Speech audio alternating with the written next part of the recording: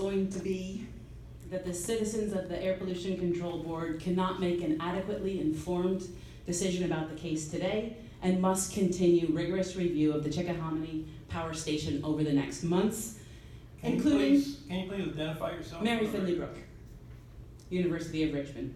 Thank you. So that would include opening a new process for input. And so my message is still that you cannot make an informed decision today. So if you feel that you are forced to vote, specifically by the company not being willing to work with you to provide even a few more days, then you must absolutely deny. This is one of the most flawed permitting processes I have ever witnessed. Unfortunately, I was forced to stand in front of you just about 9 months ago and say that exact same thing. I just decided sitting here today that one of my next research articles was going to be to examine this research, this regulatory process, and try and figure out which one was worse, Buckingham Compressor Station or this one. They are both absolutely flawed. This one certainly is a stellar mess, but it's still relatively young. We don't know necessarily what could happen because, as we know with Buckingham County Compressor Station, it's currently caught up in 3 lawsuits specifically aimed at this board, people at this table, and the DEQ. And there's also 1 lawsuit targeting federal regulatory agencies. So we know we need to pay attention to what happened there.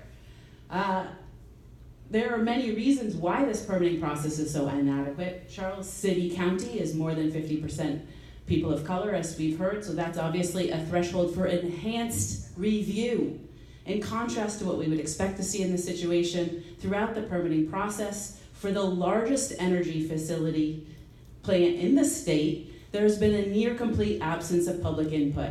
Today you're hearing from, and you will hear from more citizens in Charles City, residents from across the state, that any lack of prior engagement was never disinterest or because they were not concerned. People simply were not informed. And I'm going to talk about a couple of those ways. We've heard about it a couple of times already. But what I've seen from my experience is that when people find out about this, and a lot of people did show up today, including people from Charles City that have just recently found out about this, they are immediately concerned. They want more information. So, State Corporation Commission hearing is the first place there was not enough public input. There were no public comments. The county government represented the whole public in those hearings. The Chickahominy Power Information Sessions, we've heard there was 4. Only one of them was attended by our one famous person here. And I saw how that was announced in the paper. I actually had the pages where the announcement was, and I'm looking, and I can't even find the announcements. That's how teeny it is in those papers. People did not know about it. That's why nobody showed up, except for one person. We know about the DEQ hearing in Charles City. There were 10 public attendees. We heard about that. But today, the worst example, as far as blocking participation, is that we have people who could not submit a comment because they did not know these plans were under discussion, that are in the room today, that want to speak and are being blocked. And for me, that is really the most violation of not hearing from people because of those other impediments. And so the question that you just gave to the previous lawyer is, well, so if there was a violation, and I will talk about that violation that occurred in the information sessions, so if there was that violation, and so what we do know is that in the session, the company officials could not answer basic things about pollutants. If that process had been done correctly, I believe people would have been informed earlier on. I think they would have come to those other sessions. I think they would have made public comment. I think the people here who were not being allowed to speak, that we're not hearing from, would have been heard in this process, and I think it would change the overall equation. So I don't agree that it is a past after the fact, check the box and make sure that information meeting happens. It really messed up the whole process, and you all need to think very seriously about whether this process, what can happen at this point, because the regulatory requirements were not met. And it's impossible to go back and inform people after the fact, as you know. So this is something that really needs to be addressed. It's a fundamental flaw. People did not know this plant was being proposed. In that session, DEQ admitted to having to fill in to cover Balco LLC's role when they were not able to do that. But then we hear that the company put in a new, better application. And so DEQ then decides not to hold another information session. They had already gone on the record saying that it was not enough, but they had also said because more than a year had passed, that backed the best available control technology review had to be redone. So not only is it not in public consciousness, people are not aware of it because it doesn't happen close to when the rest of this permitting process is going to happen. It was in May of 2017, but also something as important as pollution, impacts of pollution, the specifics on that, and the backed was never then brought to the public in a timely fashion as close to this permit. So again, I think we really need to think about how fundamentally that flaw changes this entire process. So certainly you do need to, if anything, open up and have there be more public comment. Again, I don't think you can remedy what has already happened, but I do think we still need to hear from people. We need to hear from the people in the room, and then we do need to hear from all of the people who still have not heard about this plant. Your only other choice would be rejection. More public comment or rejection. DEQ said this meeting was close enough. Even though those regulations were broken, so much time had happened after that session in 2017.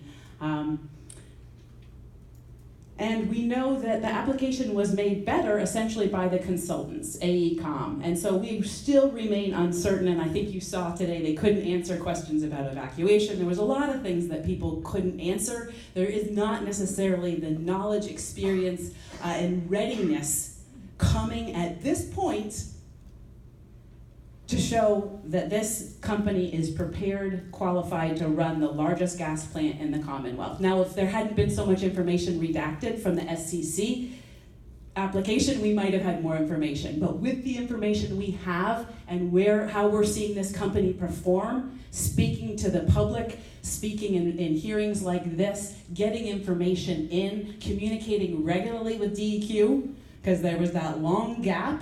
So DEQ was left unprepared in November of 2018 when they came back with that application. That was not expected. Then there was another round of application right after that in January 2019. So all of this contributes, and that is on the company for not staying in communication. So there's a lot of problems from that period that we can't just say, well, good enough. In addition to the negative local health impacts from the daily exposures of particulate matter and the volatile organic compounds, I'm also concerned that the health of the Chesapeake Bay will be harmed by the addition of the nitrogen oxides that are coming from this plant. We don't know how much of those are going to end up exactly in the bay. We know that what goes up comes down, and we know that we need to be very, very careful about that. So 407 tons every year from this one plant is what it's allowed to do. That is so significant. That really goes against what this administration says it is concerned about. So we also heard incorrectly from DEQ that the NOx are protective of human health. We've already heard people address that that's not necessarily true. It's not just my assessment, because there, again, is this lawsuit against this body and the DEQ, specifically filed 2 weeks ago today. And so again, it's about the Buckingham compressor station. One argument in this suit is the lack of protection of the NOx due to the relationship between environmental justice and NOx, and another argument is tied to cumulative exposures. You have asked about cumulative exposures. That answer has not been addressed adequately. This is an environmental justice population, comprehensive and cumulative exposures, pre-existing conditions. All of this needs to be taken into consideration, and you are trained enough to know that. You are trained enough to know that. Thank you, Ms. Brooks. Anyways, I have to stop. So I will say, not only because of the risks, Putting in a new fire department does not necessarily mean that you are going to be prepared for this large gas facility. So my recommendation is, of course, reject. Whoa. Except for questions. Quinn. You go by Finley-Brook, is that correct? So Dr. Finley-Brook, my understanding is you've done a lot of your professional work on environmental justice, and you've heard my questions on some of this. One of the questions I have that I'm still having difficulty resolve is you just stated that the community is more than 50% people of color. DEQ says the population area surrounding the proposed power plant is not majority minority. Can you reconcile those for me? Well, so the more than 50% comes from the county averages, and so that would be the first thing that you would use. You would go beyond that if you look at, there's been a lot of different demographic analysis of the exact site. So what that analysis says, more or less, and again, that should have been the responsibility of people to do a fundamental analysis, but I'm seeing about 40% African American and up to over the right at that facility site between 10 and 19% Native American. So that right at that site, and again, you all have seen this mapped out, you've seen the spatial analysis that breaks it down by census block group, which is that closer area, and that does definitely get over that 50%. So, I do this a lot. In layman's terms, it's a question of where you draw the line. So in certain census blocks surrounding the plant, there is clearly a minority-majority population. Is that correct? Oh, absolutely. Okay. And overall within the whole county, though, there is still over 50% minority population. Yes. Okay. Thank you. Thank you. Karen Gill.